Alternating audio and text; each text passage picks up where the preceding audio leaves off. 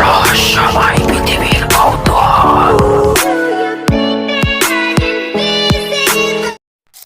Hello everyone, আসসালামু আলাইকুম। আশা করছি আপনারা সকলেই ভালো আছেন, সুস্থ আছেন। তো আল্লাহর রহমতে আমি ভালো আছি বলেই আপনাদের মাঝে একটি দুর্লভ ভয়ঙ্কর ঘটনা নিয়ে হাজির হলাম। আমি ফাইম আশরাফুল আমিন। তো মাই ডিয়ার লিসেনার, আজকের ঘটনাটি খুবই ভালো এবং খুবই মজাদার। তো ভিডিওটা স্কিপ না করে পুরো ঘটনাটা ইয়ারফোন লাগিয়ে বা কানের কাছে রেখে শুনতে থাকুন, খুবই ভালো লাগবে। আমাদের এই ছোট্ট জীবনে অন্যতম দামি অর্জন কি বলতে পারেন? আমার মতো সেটি অভিজ্ঞতা। কিছু অভিজ্ঞতা মনে পড়তেই ঠোঁটের কানের হাসি রেখা ফুটে ওঠে, আবার কোনটা মনে পড়তেই চোখে মুখে হতাশা ভেসে ওঠে। আবার এমন কিছু অভিজ্ঞতা সকলের প্রায় জীবনেই থাকে, যা মনে পড়তেই গা শিউরে ওঠে। আজ এমন এক ঘটনা বলবো যা এখনো মনে পড়লে আমি হারিয়ে যাই সেই রাতটিতে।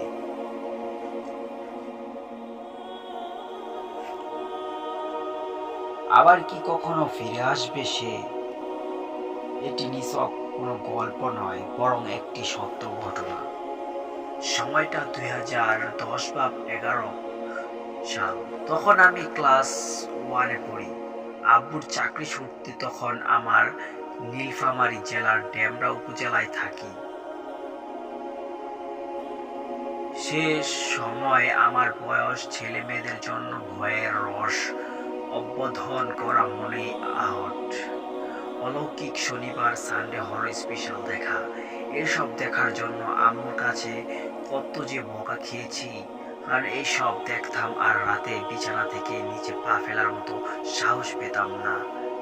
একা টয়লেট পর্যন্ত যেতে পারতাম না। আমরা যে বাসাটিতে থাকতাম তার বর্ণনা দিতে গেলে বলা যায়, বাসার পিছনে মস্ত বড় এক বাঁশঝাড়। বাঁশঝাড়ের পিছনে বহুদূর পর্যন্ত আর কোনো লোকালয় নেই। ঝোপঝাড় জঙ্গলে পূর্ণ ছিল। বাঁশঝাড়ের পাশে বড় একটি পুকুর, যেখানে আমি এবং আশেপাশের ছেলেমেয়েরা প্রায় গোসল করতাম। তো এবার ঘটনার রাতে আসা যাক। প্রতি রাতের মতোই খাওয়া দাওয়া শেষ করে ঘুমাতে যাই। আগেই বলেছি, যেহেতু আমি রাতে প্রচুর পরিমাণে ভয় পেতাম, তাই আমি আব্বু আম্মুর সাথে ঘুমাতাম। তখন রাত কয়টা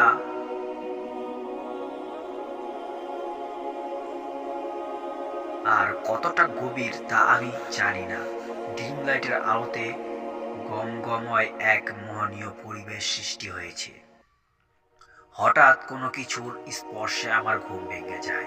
আমি আবিষ্কার করি কেউ একজন, তার অমৃত আবিষ্কার করি যে একজন আমার অনামিকা আঙ্গুল দিয়ে আমার পায়ের পাতায় স্পর্শ করছে। কোনো কিছু ভাবার আগেই আমি উঠে বসি এবং তারপর যা দেখি সেটি আমার এখন স্পষ্ট মনে আছে এবং যতদিন বেঁচে থাকবো ভুলবো না। আমি জানি না সেটি আসলে মানুষ ছিল কিনা, তবে এই বিষয়ে কোনো সন্দেহ নেই যে সেটি আসলেই একটি স্পষ্ট মানুষের অবয়ব ছিল। অবয়বটি আমার পায়ের কাছে বসেছিল। সেই মিশ কালো চেহারা, কালো পরিষ্কার একটি চাদর এবং পাগড়ি এখনো আমার চোখে স্পষ্ট ভেসে ওঠে। একবার চিন্তা করে দেখুন, কোনো এক সম্পূর্ণ অপরিচিত অজানা মানুষ গায়ে চাদর মোড়া অবস্থায় এবং মাথায় সাদা ধবধবে পাগড়ি পরিহিত অবস্থায় আপনার ঠিক সামনে বসে আছে, এবং এটাও বুঝতে পারছেন যে ঘরের দরজা বন্ধ। লোকটা কিভাবে ঘরে ঢুকলো আপনি কিছুই জানেন না, এবং এমন সময় সে আপনার সাথে দেখা করতে এসেছে যখন সবাই ঘুমায় আচ্ছন্ন। আমার শিশু মন একটা বুঝতে পারছিল না যে এমন সময় একমাত্র অলৌকিক জগতের কোনো বাসিন্দাই কোনো কারণ ছাড়াই পৃথিবীতে লোকের কোনো এক নিছক শিশুর সাথে দেখা করতে আসতে পারে। আমি যখন উঠে বসলাম তখন তার দৃষ্টি ছিল স্থির, এমনভাবে তাকিয়েছিল যেন আমাদের পরিচয় বহুদিনের, যেন সে আমার খুব কাছের কেউ।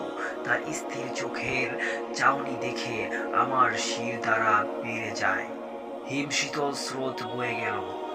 এরপর আমি আব্বু আম্মুকে জোরে জোরে ডাকতে লাগলাম, কিন্তু তারা কিছুতেই উঠছিল না। আমার ডাকাডাকি দেখে অবয়বটির ঠোঁটের কোণে এক চিলিত হাসি খুলে গেল, যেন আমি এক অবুঝ শিশু সুবল বোকার মতো আচরণ করছি। ডাকাডাকি করে কাজ না হওয়ায় একবার আমি আব্বুকে ধাক্কা দিতে থাকি। কিছুক্ষণ এভাবে ধাক্কাধাকির পর আব্বুর ঘুম ভাঙে। পুরো ঘটনাটি 1 থেকে 1.5 মিনিট সময়ের মধ্যে ঘটে যায়। আমি ভয়ে আতঙ্কে ঘেমে একাকার হয়ে যাই। আব্বু আমার এরকম অবস্থা দেখে ভয় পান। ততক্ষণে অবয়বটি আর ছিল না।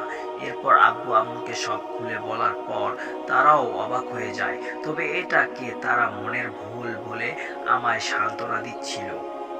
এরপর আব্বু সূরা পড়ে আমার শরীর বন্ধ করে দেন।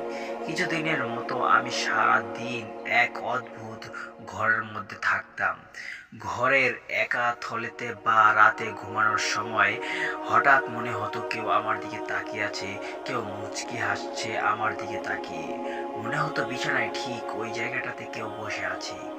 কথা বলাই বাহুল্য যে অভাবটি আমায় ভয় দেখাতে আসেনি, কারণ তার বেশভূষা এবং মুখের ভাব সবকিছু সাধারণ ছিল, ভয় দেখানোর মতো ছিল না।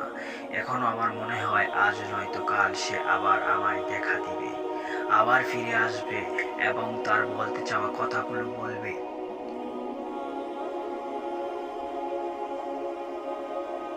তার কাছে অনেক কিছু জানার আছে আমার। সে কি আমার অধিপুরুষের কেউ, নাকি আমার শুভাকাঙ্ক্ষী? সে কি আমায় যে কিছু বলতে চেয়েছিল? হয়তো ফিরে আসবে সে, হয়তো দেখা দিবে সে, আজ নয়তো কাল।